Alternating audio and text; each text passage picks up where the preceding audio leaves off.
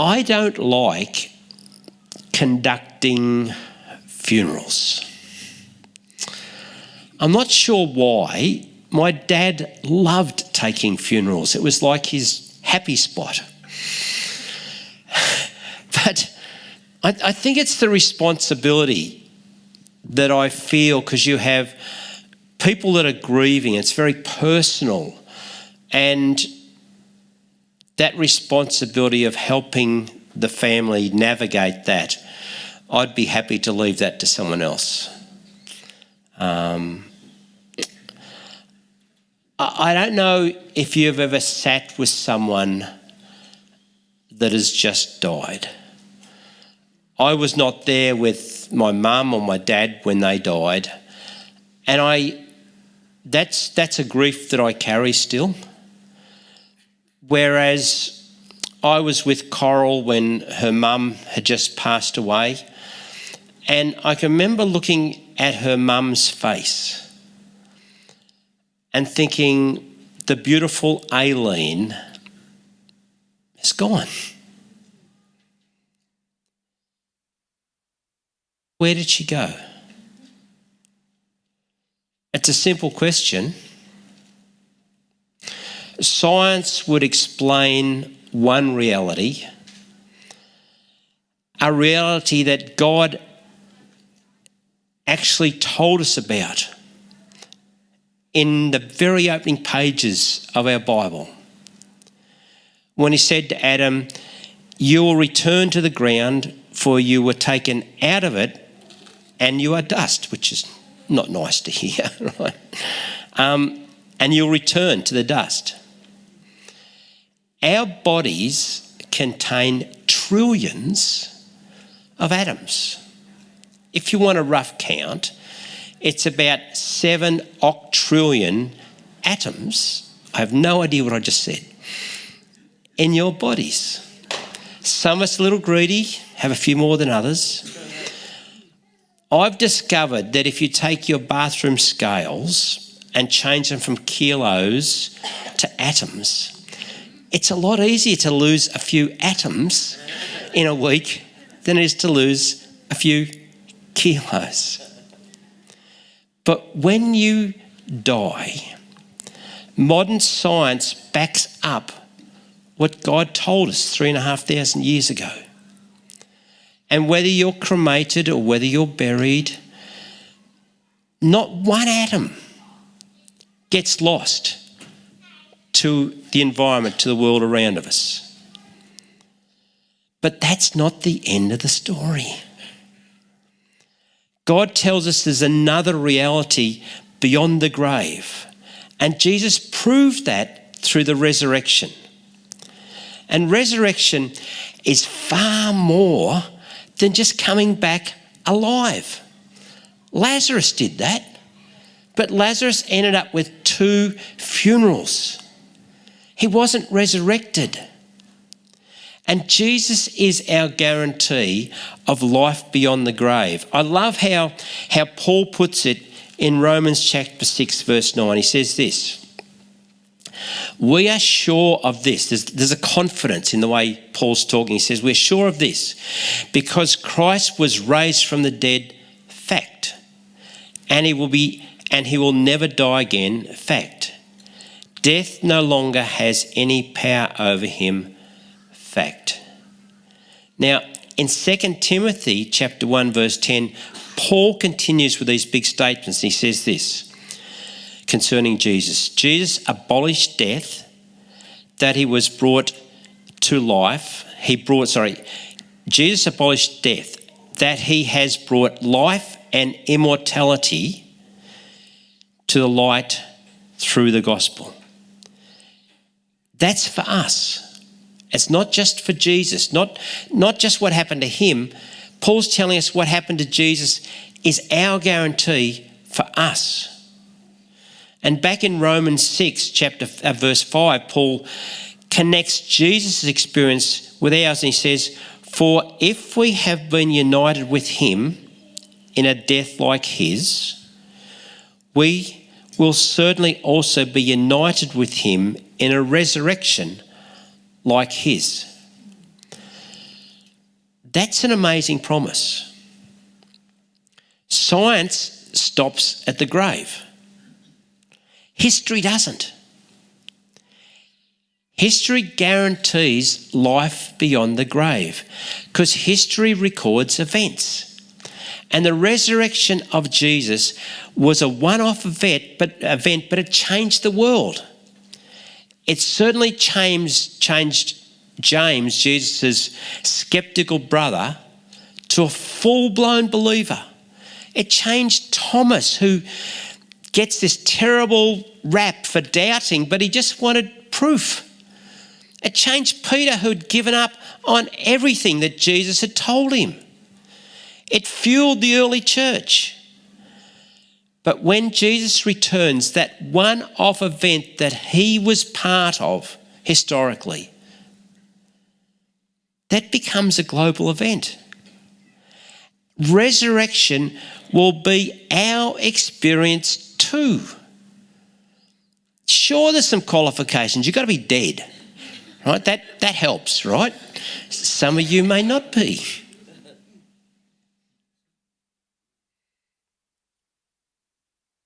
If we are alive when Jesus returns, we get to be part of the welcoming party.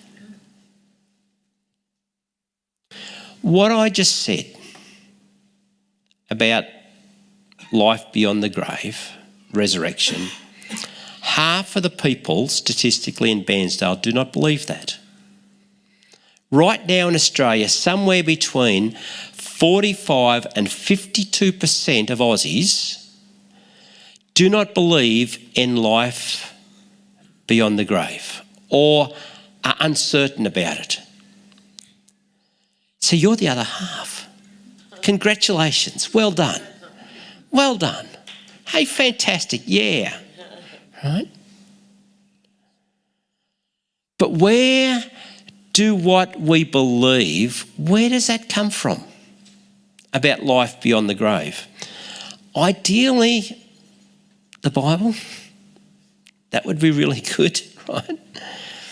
We also pick up beliefs from our family of origin, from the culture that we grow up in, our church background, life experiences. I have discovered that it feels really good to be right. The other day, Kath and I were having a discussion about what the word lard meant and where lard came from. And she was right and I was wrong, sort of. I could argue, no, right. But there's something about feeling right that feels really, really good. What if some of the details about what we imagine about life beyond the grave were a little inaccurate, maybe a bit wrong? For you personally, it's not going to make any difference at all. The moment you take your last breath, it's not up to you. God's in charge from that moment on. And I spoke about this 2 weeks ago, that as long as you trust Jesus, even if some of the details are wrong, if you put your hope in him, God's got it sorted. As long as you are, in Paul's words, united with him, you're fine. Your future life is guaranteed. Where this matters, and it does matter, is in the story that we tell our world. Last Sunday night, Coral and I went on a little trip to Melbourne to see Guy Sebastian in concert in the Margaret Court Arena. Little adventure. We snuck off early. We've never done anything like that ever before. And we drove to Traralgon. We got a free train into the city, got on a tram. All we had to do was follow the signposts, what was written on the train, all those sorts of things, to get to a place we've never been before. We just had to start the process and the rest of it worked out. At the end of the night, there were thousands and thousands of people rushing for one tram. And we weren't going to be left behind. So Coral and I, we fought our way through this mob of people. We got on the tram and we just got jammed in, and there's people all around us. There's just, they're there, right? And now we had a thought. Is this the right tram? Yeah, you might laugh, Joel. Wasn't funny at the time. Because we came to realise we were not on the right tram. How did we know that? We quietly asked the people jammed in beside us. And when they said, no, this is not going to Richmond, this is going to Flinders Street Station. It's amazing the confidence you have to then push through all these people. You're 20 deep into this tram and you've got to get past everyone. So very confidently, I just said, it's okay, we're from the country, wrong tram. We're from the country, wrong tram. We're from the Bairnsdale. And with boldness, we pushed our way off that tram. I have one goal for the series on life beyond the grave. It's to highlight the signposts that God has given us. And I just want to do that from his word. That's it. Oh, one other thing. Because see, where we mess up, when we go beyond the signposts, where we add details, make it a picture that God never gave us, I'd like us to drop some of that stuff if it's not right, for one purpose, for our world. Because there are people in your world right now that you're jammed up next to. And they're quietly asking, am I on the right tram? And they're not doing what Coral could never do. She could never have on that tram shouted out, is this tram going to Richmond? The most she could do was ask a total stranger next to her, is this going to Richmond? Just a whisper. And you won't always hear the cries of our world, the whispers, the questions, until you get close enough and personal with them. And then you'll hear, because they're not always secure and knowing if they're on the right tram. Even on our way to Melbourne, we did that. Got to Traralgon asking which platform we meant to be on, to anyone that would answer us. Are we on the right? We just want reassurance. Are we on the right train? See, life beyond the grave it's a tricky thing to talk about because it impacts us in such personal ways. What we believe so influences how we grieve.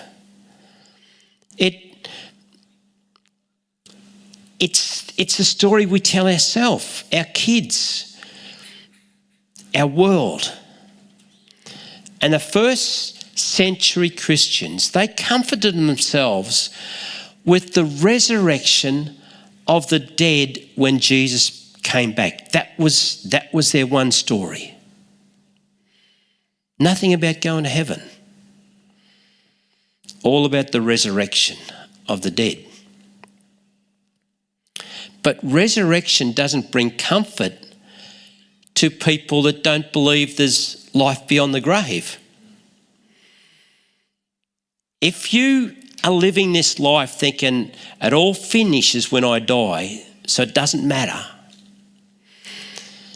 the thought of being resurrected and there being the potential of a heaven and hell and judgment, that is terrifying. Or you live in denial, or you do one other thing, and that's you become this blind optimist. Because you tell yourself, I'm not that bad a bloke, really. Like, I'm sure I've made mistakes, but so does everybody. And if God's a God of love, he wouldn't send me to hell. See, they assume that God's judgment is based on whether you're sort of good enough or if you're really bad. But Jesus tells a story. We call them parables, and it's about a wedding banquet, and it represents the climax of the age when heaven and earth come together. And in the middle of this parable, Jesus says there's a wedding hall, and it's eventually packed with both, listen to this, the bad and the good. Now, just in case you're a little sceptical about what the bad means, I'm going to tell you what that original word meant. This is the list. Atrociously wicked, morally corrupt, evil, hurtful, guilty, sinful. That's who you're going to be sitting next to. Could be sitting next to them in here now. See, parables are like jokes. In a joke, your mind travels this little trip, and then there's a twist, and we laugh. And that's what Jesus did with his stories. He deliberately put twists in there, took people on a little journey, and then flipped it and shocked them.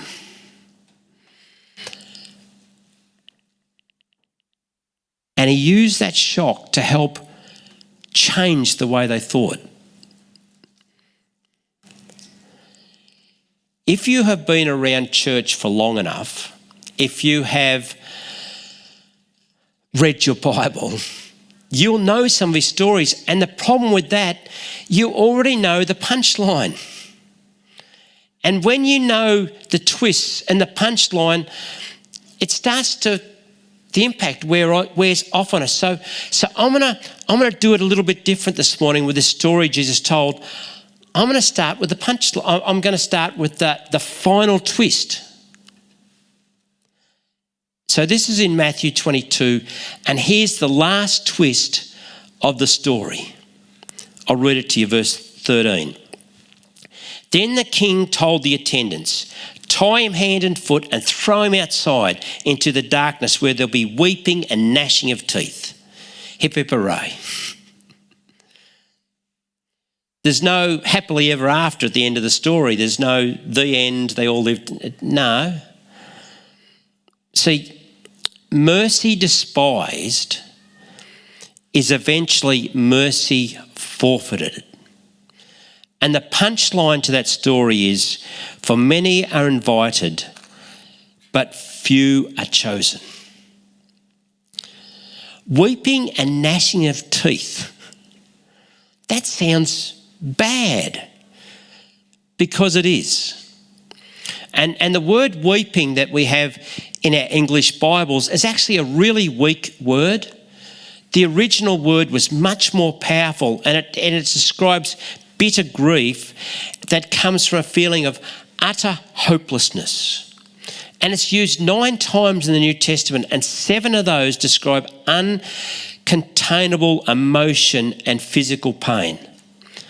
utter hopelessness is a consequence of being separated from God forever.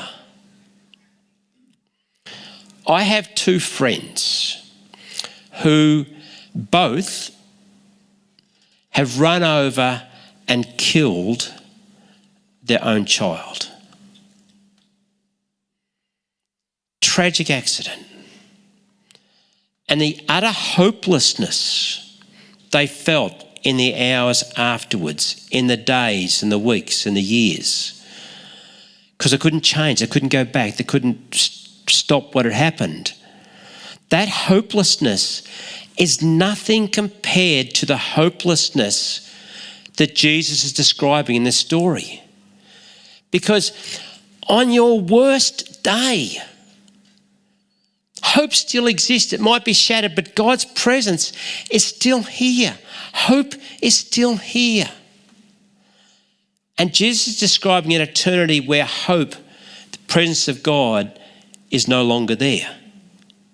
And gnashing of teeth, that sounds even worse than unspeakable bitterness.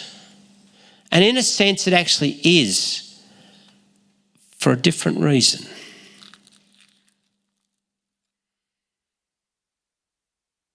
What surprised me was when I was looking at this word about gnashing of teeth. Weird words, right? It describes, the word Jesus used describes an inner rage. But what caught my attention is that this internal anger is focused on either God or self. And it's a hostility towards God and his justice. It's a hatred of God or a hatred of self, but the hatred of God is based on the way God rightly judges and brings justice to our world. And 7 times this word appears in the New Testament, and each time it's Jesus, it's his lips. He's using this word to describe a human response to God. And it's going to happen at the end of the age. How did we get to this finish of the story and that final punchline of, for many are invited and few are chosen? How do we get there? Because the parable, it starts off so nicely. It's a wedding banquet. And invitations go out. When Joel and Rachel got married and the invitations went out, it was exciting. It was fun. And that's where the story begins. I'll read you a little bit of the part of the start of the story. When I find the printed bit. So this is the story. Jesus spoke to them again in parables, saying, "The kingdom of heaven is like a king who prepared a wedding banquet for his son. He sent his servants to those who had been invited to the banquet to tell them, 'Come.'" Here's the first twist. But they refused. In a shame on a culture, that is horrific. Nobody does that. Then he sent some more servants and said, "Tell those who have been invited that I have prepared my dinner. My oxen and fattened cattle have been butchered, and everything is ready. Come to the wedding banquet." They didn't have refrigeration. If you've got 200 or 300 guests and you've killed all your little calves and all your fatted lambs and you've got them all dead, if you don't cook those things and eat it, the flies will beat you. Like this is a big deal. But they paid no attention and went off. Then one to his field, another to his business. The rest seized his servants, mistreated them, and killed them. The king was enraged. He sent his army to destroy those murderers and burn their city. In 26 words, we have gone from a wedding banquet to mayhem. People killing messengers and a king burning a city, and this is a very dramatic story. I wonder, as I listen to this story,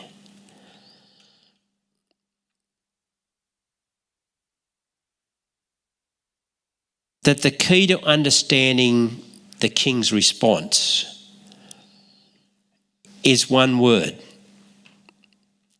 It's an anger, a enraged. That's what the word is. And in its way Jesus told the story, that response to the king seems like a bit over the top. But is it? Like people killing the messages that there's a banquet coming? That seems extreme. Evil. Between last Sunday and this Sunday, somewhere in the world, 100 Christians just like you, who are willing to share their story of a coming king and the banquet that he has for people to be involved in, have been martyred. We say martyred, murdered in our world. 100. How's God to respond to that? How do we respond? And so in the story, the response of the king is to be enraged. And that word, now stay with me on this. This word's important. If you want to understand this story, this word's important. Because that word is describing an anger that can either be right or it can be wrong. And it's only right, it's only ever right anger when the object, the response of the anger is not punishment. It's wrong anger. This is what the word Jesus used. It's wrong anger when it is punishment. It's right anger when it's focused on the moral corruptness that has happened. And the judgment is to correct what is morally evil and wrong, but not to punish. It's why hell is not about punish and torture. It's protection. It's justice. It's right judgment. It's protection of the new Jerusalem and the new earth. It's in the future. These stories are in the future, but it's protect what God is going to do in the final end of this age. All are invited to be part of this kingdom, but not all will choose and accept because they just want their own independence.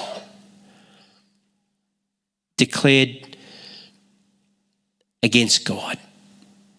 It's a wanting a freedom for self instead of a freedom for God.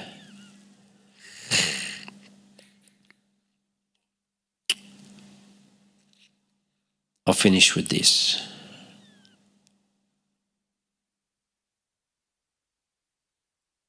Only a benevolent king could come up with a twist in a story that would change what sounded horrific to something that is revolutionary.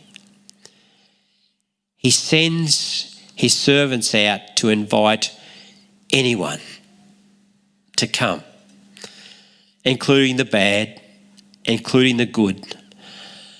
And then when they come, he gives them the wedding clothes to wear. Culturally, only really wealthy, rich people would do that at a wedding banquet. And God does that so that everyone can come, no matter what their story. We can all come because he provides the wedding clothes for all of us. And the last twist of the story is the bit I read out at the beginning, where the king finds someone who is not wearing the wedding clothes they were given because they've rejected God's way of entry into the kingdom. They want to do it in their own strength, with their own rules. They're going to make up how they do this. And God asks him a question, and he calls him friend. Why aren't you wearing the wedding clothes? And he has no answer. And then he's put out, and the weeping and the gnashing of teeth. But he called him friend, not you rotten mongrel sinner. He calls him friend because God's love for those who reject his way into the kingdom is not changed when we reject the invitation, when we want to do it our way and not God's way. His love isn't changed. And don't miss this, neither is his justice changed by his love. When a person said to me one day, God would never send me to hell if he's a God of love, that's Jesus' response. Love doesn't change the right response to evil. God's mercy is for now. The whole point of this morning was that we would be able to have a clearer understanding of what biblically Jesus tells us. And I would encourage all of us to go for a deep search and read and hear what Jesus talks about so that we can have a clearer voice when someone on the tram that you're jammed up with in life, quietly, with no one listening, asks, am I on the right tram? Is this going in the right direction? And you can respond with confidence. I got up 3 o'clock this morning and spent a chunk of hours trying to work on this. Not because I'm lazy and hadn't got ready for this morning, but because I'm bursting with so much to share, and I don't want to make things confusing. I want to bring clarity. So I've got to be a little patient and pull a few more things out over the weeks coming. But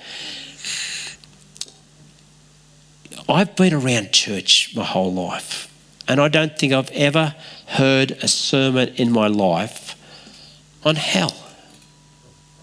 And yet, life beyond the grave is fundamental to our Christian beliefs. So where do we get it all from? So I just want to stay with us. It's going to get happy stuff. We're going to, but just stay with me on this because it's important for our world. It's important. It is. Yep.